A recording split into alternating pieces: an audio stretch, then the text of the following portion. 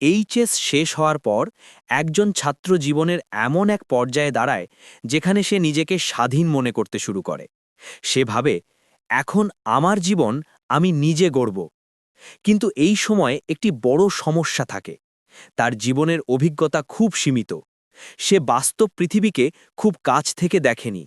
ফলে তার মনে যে স্বপ্ন তৈরি হয় তার বড় অংশই তৈরি হয় সিনেমা, সোশ্যাল মিডিয়া, অন্যের গল্প, সমাজের ধারণা। এই সব মিলিয়ে তৈরি হয় একটি অলীক ভবিষ্যৎ। এই অলীক ভবিষ্যতের উপর দাঁড়িয়ে অনেক ছাত্র কোর্স নির্বাচন করে। সেলফ কন্ট্রোলের প্রথম ধাপ হল নিজেকে জিজ্ঞেস করা, আমার স্বপ্ন কি বাস্তবতার উপর দাঁড়ানো?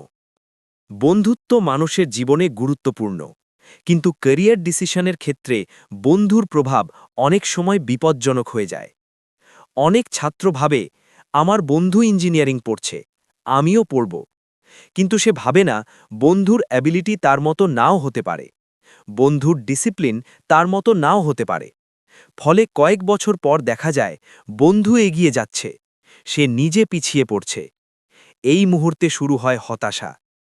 সেলফ কন্ট্রোলের গুরুত্বপূর্ণ দিক হল নিজের পথ নিজে নির্ধারণ করা। অনেক এলাকায় দেখা যায় কোনো একজন ছাত্র বড় সরকারি চাকরি পেলে সেই গল্প পুরো এলাকায় ছড়িয়ে পড়ে। এরপর অনেক ছাত্র সেই একই পথে হাঁটতে শুরু করে। কিন্তু তারা বুঝতে পারে না যে ছাত্র সফল হয়েছে তার পেছনে হয়তো ছিল দীর্ঘ প্রস্তুতি, অসাধারণ ধৈর্য, শক্তিশালী মানসিকতা। অন্যরা শুধু ফলাফল দেখে, সংগ্রাম দেখে না। আজকের সময় ক্যারিয়ার সম্পর্কে সবচেয়ে বড় বিভ্রম তৈরি করছে সোশ্যাল মিডিয়া। রিলস বা শর্টসে দেখানো হয়, এই কোর্স করলে কোটি টাকা আয়। এই ভিডিওগুলো ছাত্রদের মনে দ্রুত প্রভাব ফেলে। কিন্তু বাস্তবতা হলো, এই ভিডিওগুলো এক্সেপশনাল কেসেস দেখায়, গড় বাস্তবতা দেখায় না। সেলফ কন্ট্রোল মানে হলো ইনফরমেশনকে যাচাই করা। অ্যাডমিশন সিজনে অনেক কলেজ অ্যাগ্রেসিভ মার্কেটিং শুরু করে। পোস্টার, অ্যাডভার্টাইজমেন্ট, কাউন্সেলিং সেমিনার, সব জায়গায় একই মেসেজ, আমাদের কলেজে ভবিষ্যৎ উজ্জ্বল। কিন্তু বাস্তবতা সবসময় এত সরল নয়। অনেক ছাত্র মার্কেটিং দেখে ডিসিশন নেয়, পরে বুঝতে পারে কোর্স তার জন্য উপযুক্ত নয়। মোটিভেশনাল স্পিচ মানুষের মধ্যে শক্তি জাগায়, কিন্তু অনেক সময় মানুষ সেই স্পিচকে ভুলভাবে ব্যবহার করে। মোটিভেটর বলে, নিজের স্বপ্নকে অনুসরণ করো। কিন্তু স্বপ্নের সাথে যদি বাস্তব পরিকল্পনা না থাকে, তাহলে সেই স্বপ্ন মানুষকে ভুল পথে নিয়ে যেতে পারে। একজন ছাত্রের গত 5 বছরের একাডেমিক হিস্ট্রি তার সম্পর্কে অনেক কিছু বলে। যদি কেউ ম্যাথমেটিক্সে ধারাবাহিকভাবে দুর্বল হয়, তাহলে ইঞ্জিনিয়ারিংয়ের পথ তার জন্য কঠিন হতে পারে। এটা অসম্ভব নয়, কিন্তু বাস্তব বুঝতে হবে। ক্যারিয়ার নির্বাচন করার আগে সবচেয়ে গুরুত্বপূর্ণ বিষয় হল নিজের স্কিল বোঝা। কেউ অ্যানালিটিক্যাল থিঙ্কিংয়ে ভালো, কেউ কমিউনিকেশনে ভালো, কেউ টেকনিক্যাল স্কিলে ভালো। নিজের স্কিল না বুঝে ক্যারিয়ার নির্বাচন করলে মানুষ ভুল পথে চলে যায়। অনেক কোর্স দীর্ঘ সময়ের ইনভেস্টমেন্ট চায়, কিন্তু অনেক ছাত্র পারিবারিক অর্থনৈতিক অবস্থাকে বিবেচনা করে না। ফলে মাঝপথে সমস্যা তৈরি হয়।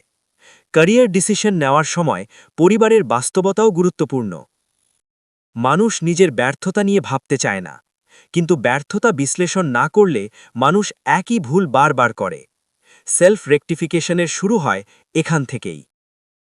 নিজেকে বোঝা ক্যারিয়ার ডিসিশনের মূল ভিত্তি। নিজেকে প্রশ্ন করা দরকার, আমি কেমন মানুষ? আমার শক্তি কোথায়? আমার দুর্বলতা কোথায়? ক্যারিয়ার শুধুমাত্র ইন্টারেস্ট দিয়ে তৈরি হয় না, ক্যারিয়ার তৈরি হয় ডিসিপ্লিন দিয়ে। যে মানুষ দীর্ঘ সময় ধরে একই লক্ষ্য ধরে রাখতে পারে, সে সফল হওয়ার সম্ভাবনা বেশি। অন্যদের সাথে নিজের তুলনা করা মানুষের একটি স্বাভাবিক প্রবণতা, কিন্তু অতিরিক্ত কম্প্যারিজন মানুষকে মানসিকভাবে দুর্বল করে দেয়।